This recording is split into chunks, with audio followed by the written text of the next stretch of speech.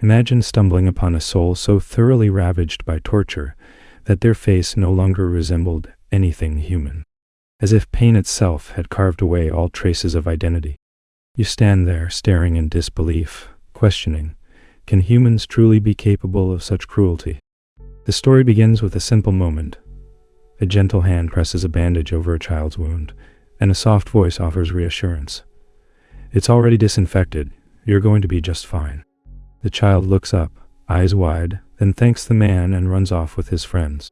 Our main character, the apothecary, smiles back while waving for the kids leaving to resume playing.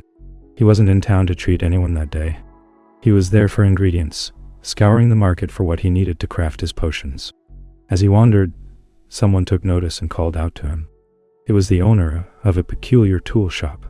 The man didn't waste time.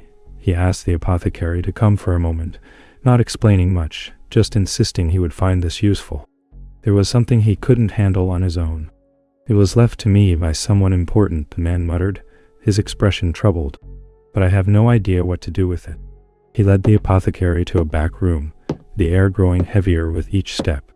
When he opened the door, what lay inside stunned the apothecary to his core. His eyes widened. He couldn't find words.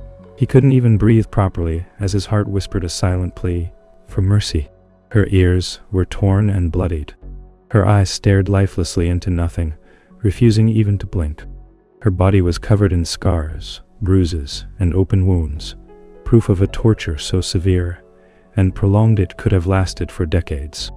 Inside the dim room was a girl. No, a shell of one. Elven, barely alive. Her body broken, her soul nearly extinguished. She lay motionless, empty, hollow. She was used to exhaustion, the pawnshop owner said coldly. Then tossed away like nothing. The apothecary remained silent, frozen.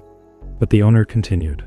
Her body could be used for high-grade medicines, potent remedies, but I don't have the right connections for that. He pointed toward her as if she were some tool, some product. What do you say? Still silent, the apothecary gazed at the man with a look that tells a lot of words. He stepped forward, then lifted his index finger to channel a small current of magic, letting it flow lightly to examine her condition. The decay was still spreading, gangrene creeping along her limbs. Her fingers were soft, nearly falling apart. Every fingernail had been torn off. Whip marks and deep slashes covered her from shoulder to heel. Most of her teeth had been pulled out. Only a few remained at the back to force food down. Her right eye had lost all light. It had already lost its natural instinct to blink. And the left one was physically missing. Yet even with all this, he tried to reach her. "Can you hear me?" he asked softly. For a moment, nothing. Then her ear twitched. Just a little. Despite the massive holes in her ears, she could still hear him. Barely. But it was enough. Still, the worst wasn't the damage outside. It was inside her organs. The way her body had shut down, slowly falling apart from within. He could already sense it. She's already on the edge of death, if he didn't treat her immediately. But suddenly, from beneath the cloth, barely above a whisper, she muttered something. "I want to go home." Just a single tear slid from her hollow eye. The apothecary clenched his jaw, then slammed his fist into the ground, rage boiling in his chest. The thought of how many times she must have begged for that simple wish, over and over, only to be met with more torment, made his blood burn. How many times had her voice gone unheard? How long had she been whispering that same plea into the dark with no one to listen? And still, the pawnshop owner spoke. He tried to haggle. "She's worth less than a cow, even a damn horse," he spat coldly. "I don't want her dying in my shop. If you're not going to buy her, I'll sell her off to someone else." Each word twisted like a knife in the apothecary's spine. The man kept pressing, trying to close a deal. But finally, like thunder, the apothecary snapped. "I will take her." The shop fell silent. A moment later, "What?" The owner blinked. "You want me to lend you a carrying backpack?" "Yes, but I'm in a hurry." Still in disbelief, the man stared at him like he'd lost his mind. "You're insane. You're seriously going to walk to the other side of the bloody mountain, carrying her?" The apothecary didn't answer. He gently draped a cloth over her head and whispered softly, "I'm not here to hurt you. I'll carry you safely. Just hold on." She didn't respond. Not a word, not a movement. Even when her body leaned a little to the left. The apothecary realized something, but kept it to his heart. He carefully dressed her, securing the cloth to keep her warm. Her silence was chilling. She didn't flinch, didn't resist. So far gone, she'd stopped reacting altogether. This girl was treated like an object for so long. She no longer remembered how to be alive. The apothecary lifted her onto his back. She weighed nothing, just bones and fading breath. He began the long walk home, one step at a time. He tried to speak now and then, just to keep her aware. But she gave no replies. Only once did he catch her murmuring faintly, but her voice was lost to the wind. After a long while, the sun began its slow descent behind the cliffs. Night was closing in. The apothecary paused as he reached the peak of the mountain trail, deciding this would be their resting place. He set her down gently and crouched beside her. "I'm taking the cloth off, all right?" he said. She didn't react, only repeated that fragile word. "Home." The apothecary placed his bag down and began preparing food. She sat quietly staring into the wind. The golden rays of sunlight touched her face, and for the first time since leaving the city, something changed. A shift. Her expression softened ever so slightly, just enough to notice. Maybe it's the forest, the apothecary thought. The air. Her kind were always closest to nature. Maybe this feels more like home. When the food was ready, he made sure the texture was soft and thin, easy to swallow. With most of her teeth torn out, that was the only way she could eat. Unexpectedly, she sniffed the air. Something smelled different. Something warm. The apothecary moved slowly, filling a spoon halfway and holding it near her lips. "Take it slow," he said gently. "Just a little at a time." Her mouth parted. Slowly, carefully, she took the bite.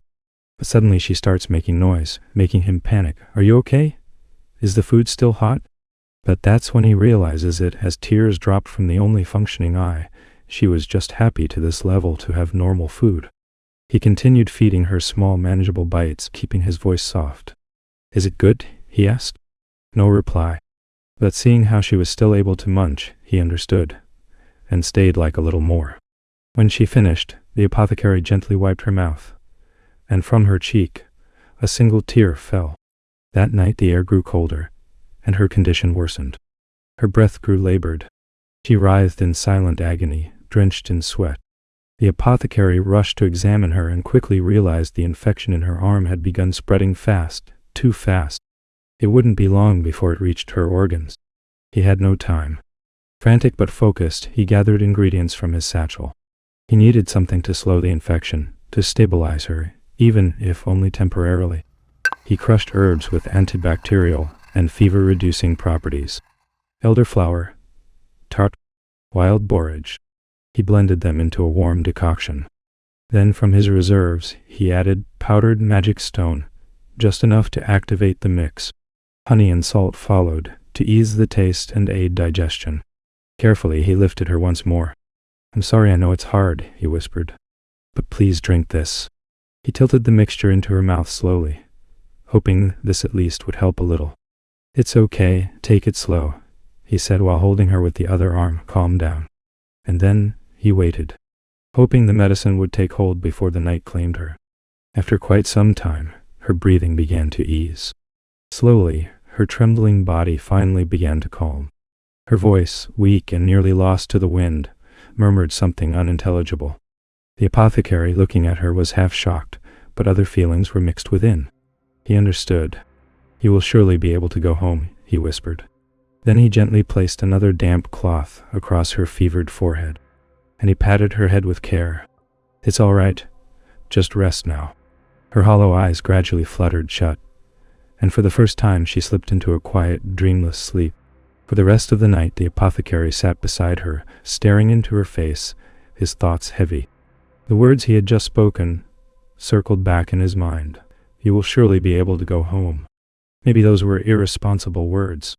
He wanted to help her return, he meant every word, yet it felt like a lie. Her suffering was no accident, no twist of fate. It was a creation of his world, of his kind. 8 years had passed since the 5 races declared peace after the war, And still, hatred festered like a rot beneath the surface. To the apothecary, race is nothing more than physical traits and cultural differences. But not everyone saw it that way. And the worst are those who don't even consider other races as people, looking down on others. The fire crackled faintly, casting flickering shadows. And suddenly, from beneath him, cold hands surged from the ground, decayed, clawing fingers that gripped at his ankles, his calves, his wrists. The apothecary didn't flinch. He stared down at them with a lifeless expression. They were the hands of the people he had killed, ghosts of his past. He saw them often, always in silence. They crawled out from the graveyard of his memories, whispering curses that never faded. And then, he blinked. The sun was up. The warmth on his skin jolted him from the nightmare. A dream, he muttered. Turning his head, his eyes met hers. She was awake, her eyes wide open. And for the first time, the apothecary saw something else. A faint flicker. A tiny spark dancing within the dull pool of her pupil. He smiled softly. "Good morning," he greeted. "I'm going to lift you up now, all right?" She didn't resist. Her fever seems to have gone down, but he still can't let his guard down. Her wish is to go home. To fulfill it, or can he even do it? What he can do was treat her, so that she would regain a life as close as possible to what she had before. It will take time and a lot of effort, he thought, while trying to erase this darkness that doesn't let him go. He looked her in the eyes, his voice firm. "You are deeply wounded, beyond the body. The damage is in your heart too. I don't know who you were before, but..." He reached out and gently took her hand. "I want to give you a name," he said, voice low and reverent. A name filled with hope, a wish. He looked into her eyes. Rizura. A name for someone who will be healed, reborn. "I promise." She didn't respond. Her expression remained blank, but as if trying to comprehend this strange, unfamiliar kindness. The apothecary began preparing more food, continuing to speak in his soft, calm way. "We will reach the workshop today. Oh, the meal is ready. Let's eat." Rizura stared at him as if she could see. Silent, unmoving. Still in disbelief, but no longer in fear. And after many grueling miles, through craggy roads and silence broken only by the wind, they arrived. The apothecary spoke to Rizura. "This is it, the place where you will live from now on." He gently removed the cloth from her head and set her down onto a cushioned sofa. The place was modest, quiet, but it radiated safety. Rizura looked around, and then almost inaudibly, she spoke. "Home." Her voice was faint, still fragile, but this time filled with something else. "Hope." The apothecary smiled. "Yes, your new home," but didn't let emotion linger for long. "First things first," he said. "You need a proper bath." But her realizes something. Her frail form, barely clothed, told him she had nothing of her own. "I will step out for a moment, so please wait here for a bit, okay?" he said while stepping out, moving briskly down the hall until he reached a nearby door. He knocked. The apothecary cleared his throat. "It's me, the apothecary." The door cracked open. A small child peeked out, wide eyes, messy hair. She lit up instantly. "Ah, it's the apothecary uncle. Did you bring the sweets you promised?" she asked, her tone both hopeful and demanding. Before Alan could probably answer, a voice called out sharply from behind her. "Mon, enough."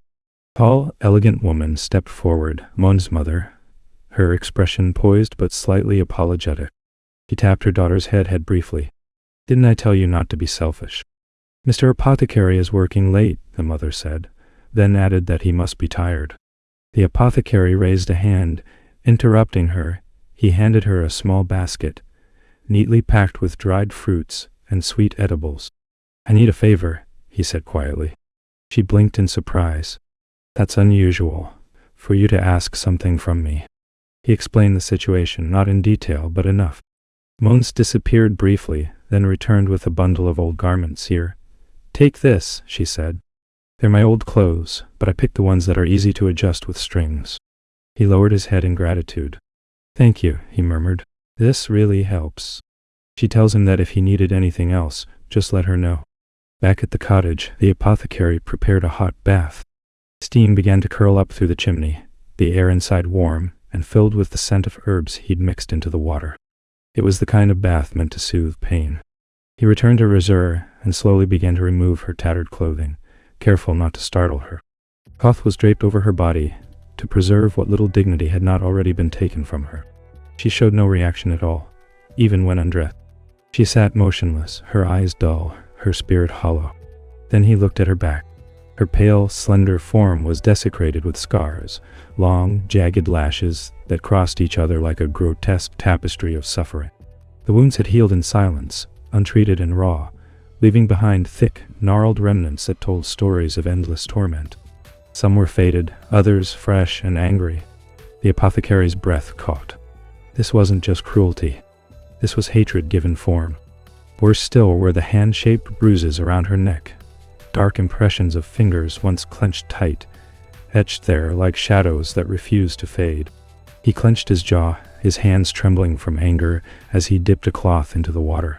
Who could have done this? He tells himself to stay calm all the way. He dared not voice the questions aloud.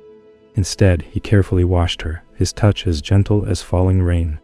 Each stroke was an apology, a prayer, a vow. As he removed the last of her bandages, he uncovered the infected wound on her arm. The sight was foul, skin swollen and discolored, the infection still spreading like a curse. He again tells himself, just focus on what's necessary. First, treat the external wounds. He inhaled deeply, pushing down his fury and focused. One by one, he treated her wounds. He crushed fresh herbs and mixed them with salves, an herbal ointment rich with anti-inflammatory properties. He gently smoothed the medicine across her scars and covered them with strips of cloth, soaked in a thick golden fluid. Ko's medicine, known for its deep healing. On the deeper wounds, he added extra layers to encourage cell regeneration. This would have to be repeated every 3 days without fail. With great care, he helped her stand. Her legs were fragile beneath her, but he supported her gently. Then he dressed her in the clothes Mona's mother had given, simple, soft garments that no longer smelled of suffering, but of warmth and shelter. As the apothecary dressed Resembled, he noticed something tucked among the garments. A woman's comb. A small, thoughtful detail. He paused for a moment, realizing that Moon's mother had likely understood the situation more deeply than her words had let on. With quiet appreciation, he gently combed through Resem's tangled hair, slowly bringing order to the chaos. As her hair settled, something delicate emerged. She looked calm, almost serene, her features soft and graceful, hinting at the gentle beauty she must have once possessed. The contrast was jarring, yet moving. He studied her face in silence, then exhaled slowly. A faint sigh of relief. She's still in there, he thought. Somewhere, behind, all of that. The exhaustion was beginning to pull heavily at his body, though he remembered the food and moved to fetch it. While adjusting her position to the table, he noticed something strange. Resembled had begun to tremble, subtly at first, then more visibly. Her expression shifted, flustered. The apothecary panicked. Are you cold? He asked. Or do you have a fever? But then he understood. She needed the toilet. Without wasting another second, he gently scooped her up and rushed out. She showed no emotion while I bathed or dressed her. Yet this embarrassed her? There was something noble in that reaction, something untouched. Her dignity isn't gone, Ellen thought. Not completely. He slowly fed her another warm, softened meal. He observed how carefully she ate, despite her broken teeth. Her mind was still active, her psychological core unbroken. The real problem was her internal damage. It was far more dangerous. If her condition didn't improve soon, amputation might be the only way to save her. The thought filled him with dread. Should he ask that person for help, since they are also a doctor? Later that night, after gently carrying her to her room, he laid her down on a soft bed. Her eyelids drooped with exhaustion, and within moments she was asleep, peaceful for once, as if the nightmare she had endured had finally loosened its grip, if only a little. The apothecary watched over her in silence, his hands folded in quiet prayer. Resembled's eyes and lips. If only there were medicine that could fix everything. Ah, right. The high potion, a secret elixir that enables physical regeneration, unlike the absurd rumors about a universal elixir made from elves. That person said high potions do exist. The apothecary slowly closed his eyes. falling to sleep, uncertain of the future. There must be. The next morning, he fed a letter to a trained crow, tied the letter around its neck before tossing a handful of small breadcrumbs as a reward. The crow took flight, a dark blur against the morning sky. The apothecary turned to Rizur and said gently, "Hold tight. I'll be in the field." Though known as an apothecary, he also grew many of his ingredients himself, an essential task, given his remote location. It was backbreaking work, but it gave him control over purity and supply. As he toiled, a breeze drifted through the trees, cool and fresh. From inside the cottage, Rizur caught the scent of forest and soil, the scent of wild air untouched by stone and fire. Tears welled up in her eyes.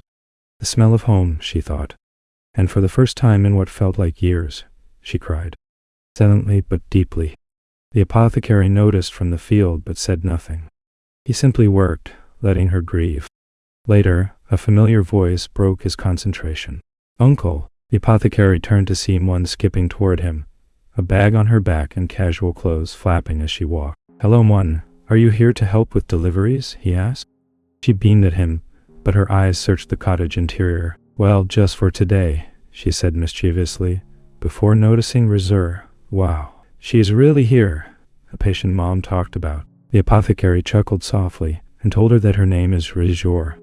He didn't object. He knew Rizur needed to connect with others, even if only slowly.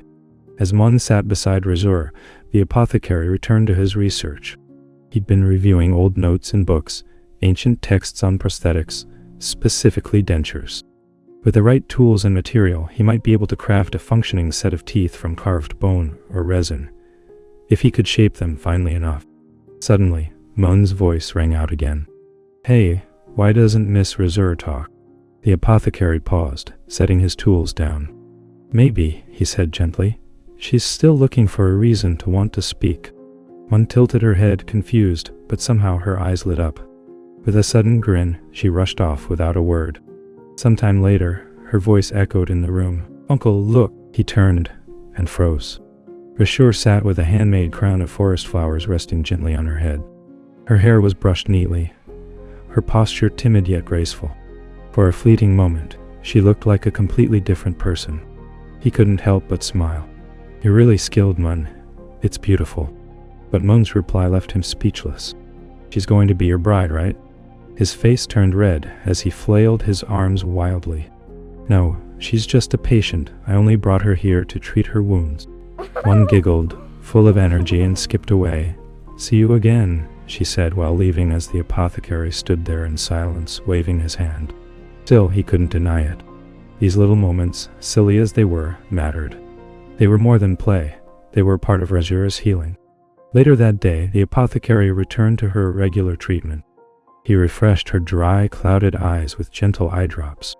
He replaced the healing cloths with fresh, viscous herb-based fluid to continue repairing her scars. Then he examined her heartbeat. "Why is it very weak?" he thought, wondering. "Ah, it's because of her melons blocking the way." He then revealed his latest work, a perfect replica of her original teeth. He'd carefully crafted them from special resin and bone, shaped precisely to fit her jaw. As he completed the final adjustments, he gently placed them one by one. "All right," he said softly through his mask.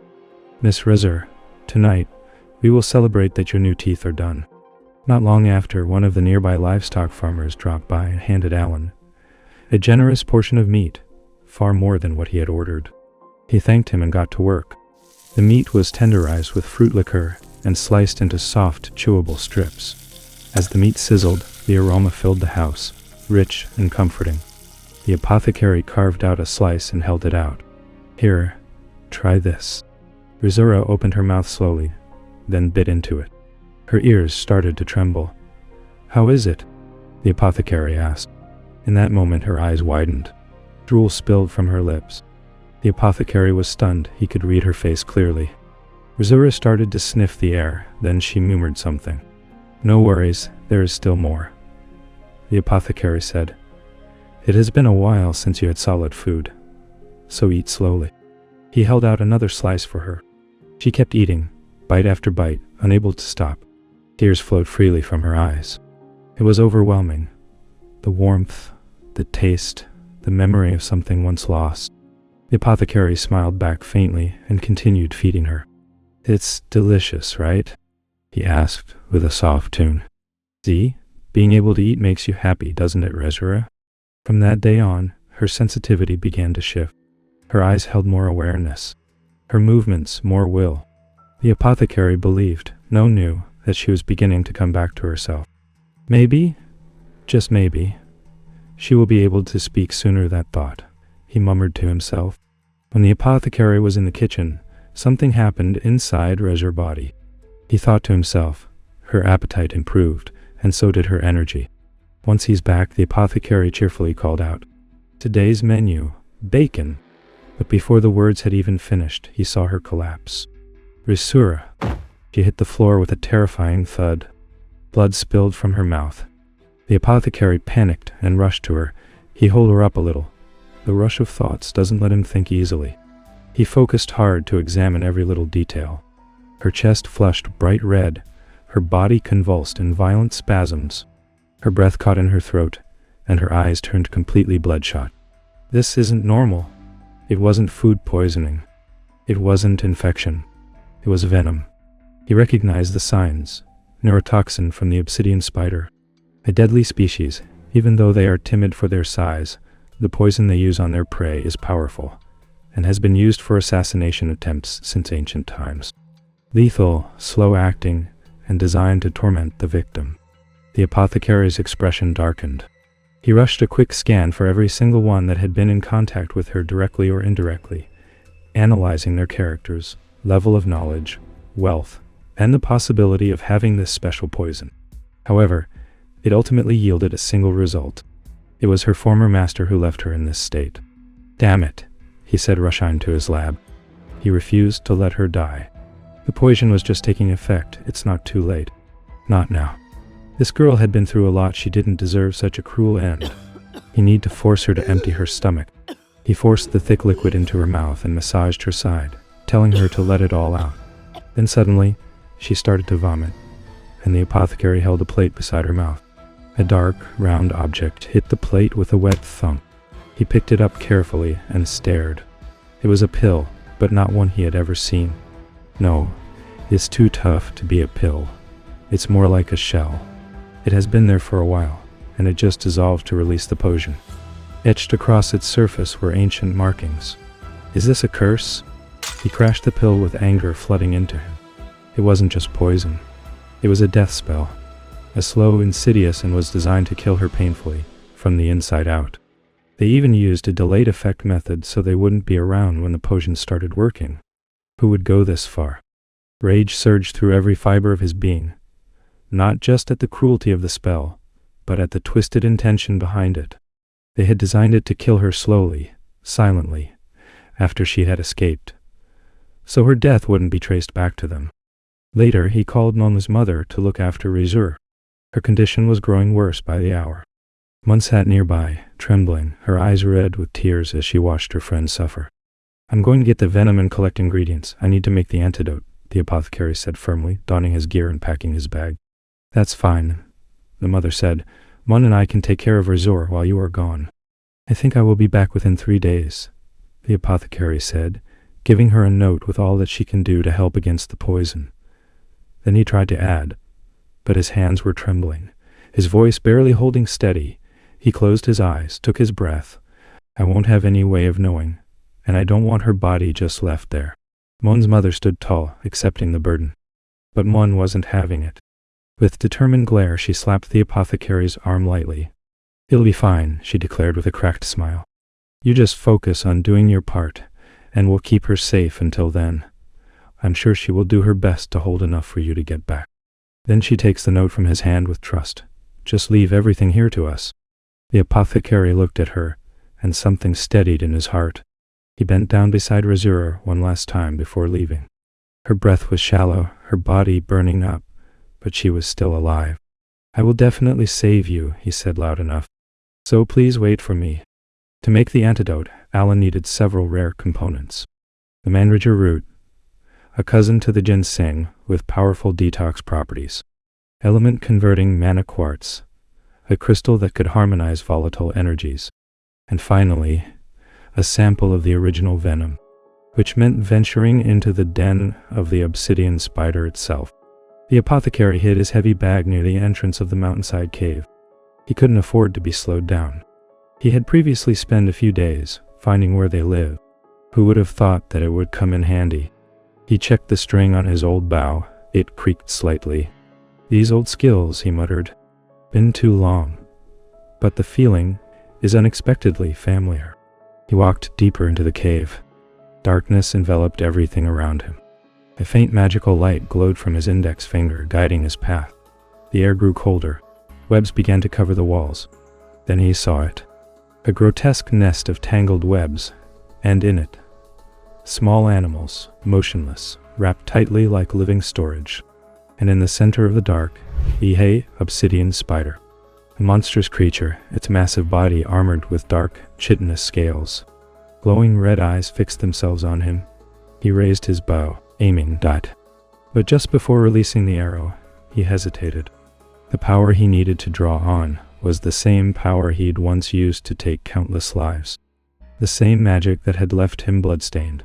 Before he abandoned this path and chose the apothecary's path, his hands trembled. The arrow released too soon. It bounced harmlessly off the spider's thick carapace. The spider turned toward him, hissing, rising. The apothecary gritted his teeth. He drew a second arrow. His breathing slowed. What I'd done in the past is unrelated to this, he thought to himself. Rizura was depending on him. Focus. Aroma. A shimmering spell ignited along the shaft of the arrow, magic symbols dancing on its tip. Sparks crackled as lightning surged through it. He let it fly. Crack! The arrow struck directly between the spider's eyes, searing through its head. The apothecary didn't stop there. More arrows followed. Quick, clean, merciless. Within seconds, the monster lay dead. He approached the twitching corpse and carefully extracted the venom gland, still pulsing, still active. He put it inside a bag, holding it tight. He turned away from the battlefield and whispered softly to the wind. Just a little longer, Rizur. I'm coming. The apothecary stood over his workbench, hands steady, but eyes tired. Every ingredient he'd gathered. He adjusted the final measurement and filled a uniquely carved monster tooth, shaped like a syringe. The syringe shimmered faintly. Sitting beside Razura's frail form while Mon and her mom were watching carefully, the apothecary gently let the tip touch Razura's skin. Sorry for the wait, he whispered. Everything's going to be okay now. And then he injected the antidote. That night, the room remained still, except for the painful spasms of Razur. The apothecary sat silently by her side, monitoring her condition. Slowly, her breathing began to stabilize. The tight spasms eased, and her red chest is less red now. The apothecary leaned closer, clutching her hand. The worst is over. You're going to be just fine, he said, perhaps more to convince himself than her. For Razur, life had always been a place of shadows. Darkness. The weight of dark roots prevented her from rising. She had long since stopped hoping, long since stopped believing anyone would reach her. But this time, there was a hand reaching for her, gently calling her. The hand didn't vanish. It didn't strike. It didn't lie. It held. She watched it grow bigger, closer, radiant, and suddenly, light. Her eyes fluttered open. A pale golden glow warmed her vision, like morning sun through a window she thought she'd never see again. Light, she muttered, her voice barely more than a breath. The apothecary was startled. He leaned in quickly, calling her name, trying to figure out what to say. While she didn't realize that it was her name he was calling at first. You can see. Rizura blinked, tears forming at the corners of her healing eyes. Not clearly, but I can feel that you're here. Her voice quivered. The apothecary's chest tightened. Even if she couldn't say a full sentence at once, she could at least talk again, too. It's like a miracle. All of his effort was worth it. He asked if she was able to sit up so he could examine her, and she agrees. He helps her gently to set, while thinking to himself, her chest was no longer red. The spasms had stopped. Her muscles had slightly regained strength. He lit up his index finger again and checked her pupils. They were reacting. This is just speculation. It's possible that the mandragora and magic quartz may have stimulated her optic nerves while it was counteracting the poison, which would be triggering recovery in the damaged areas. And then, tears. Rizura began to cry. The apothecary leaned in gently. "Are you okay? Does it hurt anywhere?" She shook her head, then asked, "Rizura, that's me, isn't it?" He hesitated. Yeah. Sorry, I didn't know your real name, so I gave you one. Would you mind telling me your actual name?" "My name? I don't remember anything," she whispered. The apothecary's face starts to darken. "I see," he said. "Amnesia? Retrograde, likely trauma-induced. All her memories were gone. That's going to be a problem, especially if they were to find the elves. They were secretive, impossible to track, hidden behind layers of magical illusion and protective barriers. And now, the only link to that world, Rizura, had no memories of it. There must be something he can do. But then she looked at him. Her expression was soft, quiet. "Thank you," she said, "for saving me." The look on her face stunned him for a while. He had been prepared for death, prepared to lose her. But she was here, alive. Maybe, just maybe, he was just so pessimistic. He leaned a little forward. "From now on, you will be fine," he said with renewed resolve, "because I will make sure to fully heal you." Rizura nodded and gave him a gentle smile, tender and calm, like the first breeze after a storm. And in that moment, something in both of them began to change. Later that day, Mun's mother, Ain, was in the house preparing hot drinks. "I'm glad you are all right, Miss Rizura," she said, looking over her shoulder with a gentle smile. "I will bake a cake to celebrate your recovery. Do you like sweets?" The once broken elf now sat upright, dressed in clean clothes, her hair almost combed. "Yeah, I like sweets," Rizura replied with a charming expression, while Mun was arranging her hair. The apothecary stood from his chair to help Ain, but suddenly, and Mun used extreme force to make him sit down again, explaining that he has been losing sleep. He's almost like a vampire now. The apothecary, who didn't realize how far he had exhausted himself, looked at them, wondering if he looked this bad. Both the mother and daughter nodded with rhythm. Yes. They looked back at Resher. She finally managed to wake up. "If you ended up collapsing too, I'm not sure what to do," Anne said with a warmer tone before handing him something hot to drink. "Just leave it to us," she resumed with a tender smile on her face. "Everyone needs a bit of help from someone else now and then." The apothecary, who wasn't used to this, was frozen for a little while, then smiled and took the cub from her. "Thank you," he replied. "I guess I will take you up on that. I can handle it." Ain shot back with a thumb up and a smile. He sipped slowly, warmth spreading through his chest. His eyes drifted toward Rizura, once a shell of a girl, now blinking gently in the firelight. Her innocent smile stirred something deep in him. She was healing, and his suffering had not been in vain. He closed his eyes, and a memory surged. A boy, gaunt and gasping for breath, sprinted through the dirt paths of a village, cradling a crust of stolen bread. Then, pain. A meaty hand snatched his shirt, yanked him back. Two men struck him, shouting curses. Blood spilled from his lip, and a boot crushed his ribs. "You think you're safe, 'cause you're a kid," one spat.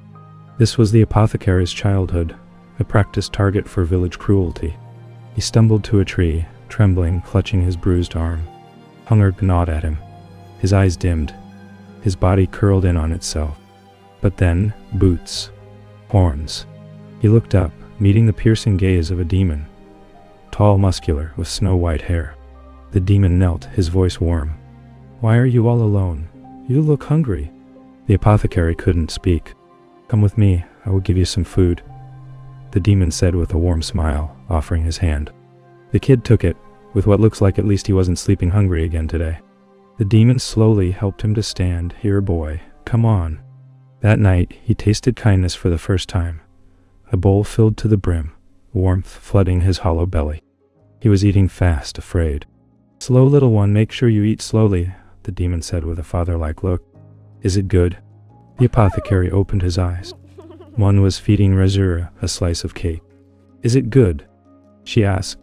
Rizura's ears twitched as the flavor registered.